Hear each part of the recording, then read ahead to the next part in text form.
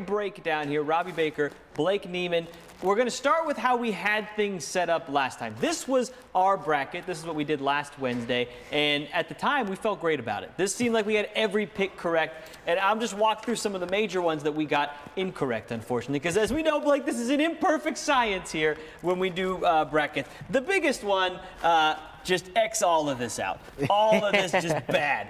We were right in St. John's and the Johnnies. We thought this was Rick Pitino's year to have his own kind of Cinderella story in the tournament.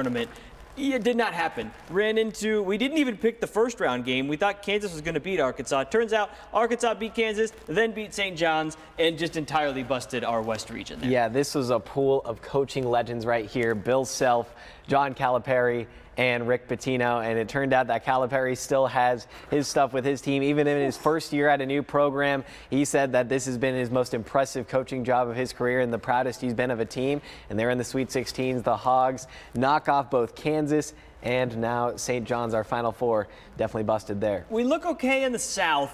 This is all wrong for us. Not great there. Had the Bulldogs with a big upset run. Yep. Yeah, Texas A&M ended up making a run a little bit, and it ended up being Michigan coming out of this part of the bracket. But overall, we're still alive with Michigan State. Michigan State still has a chance to come out of the South. If you can hit the East up there for me, Blake. The East, we actually came out fairly okay. We didn't anticipate BYU making the run that they did, so we got this part a little incorrect. But for the most part, it came out chalk, and we kind of anticipated it too. On this side, we did all right. This was actually perfect right here. That was perfect, yes. Yeah. Perfect selections there. This was a great game right here between Arizona and Oregon. Went right down to the wire. The Wildcats end up pulling it out. 29-point performance from Caleb Love. I'm really interested because if you guys remember, Caleb Love started way back when, 3 years ago at UNC, dropped 28 points on the Blue Devils in the Final Four.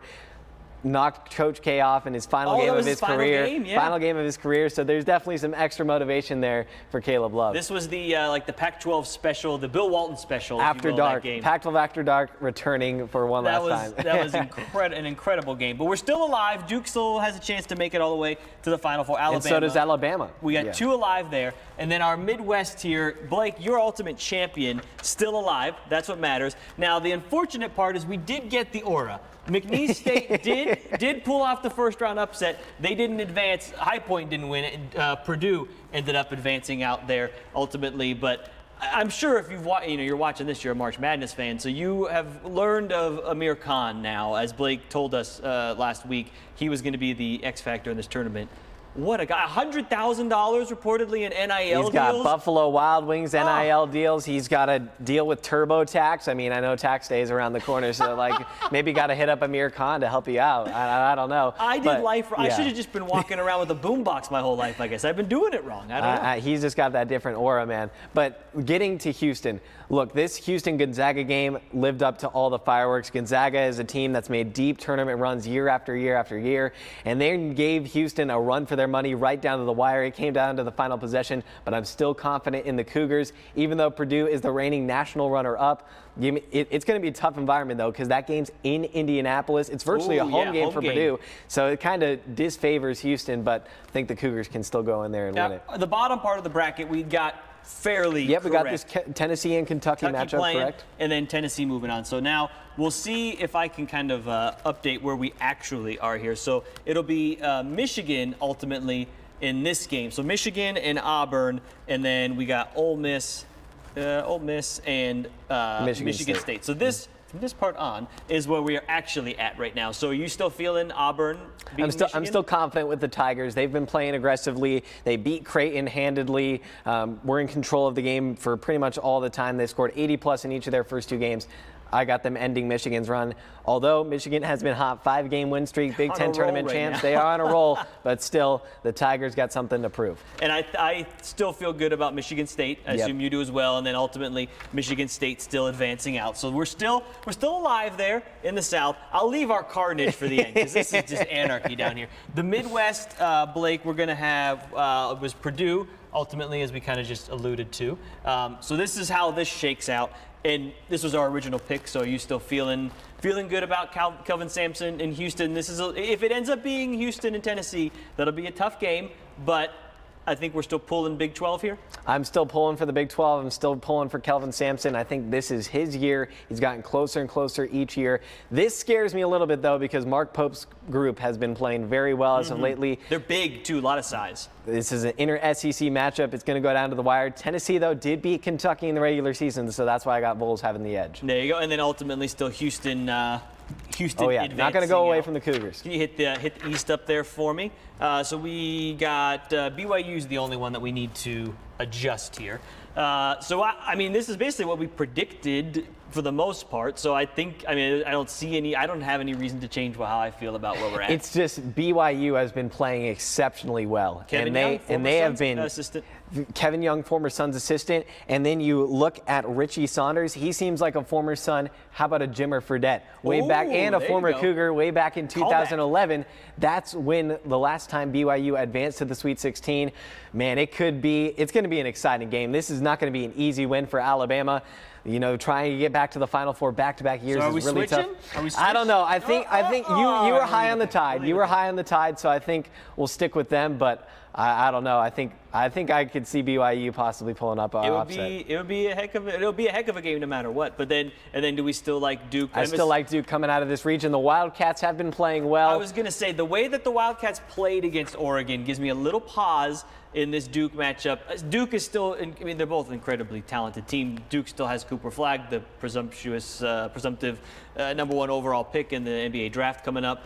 But the way Arizona handled Akron, and then the way they played, I mean, that Oregon game, Arizona was dead in the water at the beginning. They were down like 15 points or something in the first 5 minutes, and the way that they battled back, and then down the stretch, there was about 5 minutes to go, there was that weird play where they got the steal, and they went to do an alley-oop, and 2 Wildcats jumped up for it, and they actually missed the dunk, and then Oregon got momentum, and it was like, whoa, maybe that's what's going to seal Arizona's fate, and they still were able to find a way and regain their footing and close out the win over a very good Oregon team. That gives me a little pause. I still like Duke, but at first when we were filling out this bracket, I was very confident in Duke.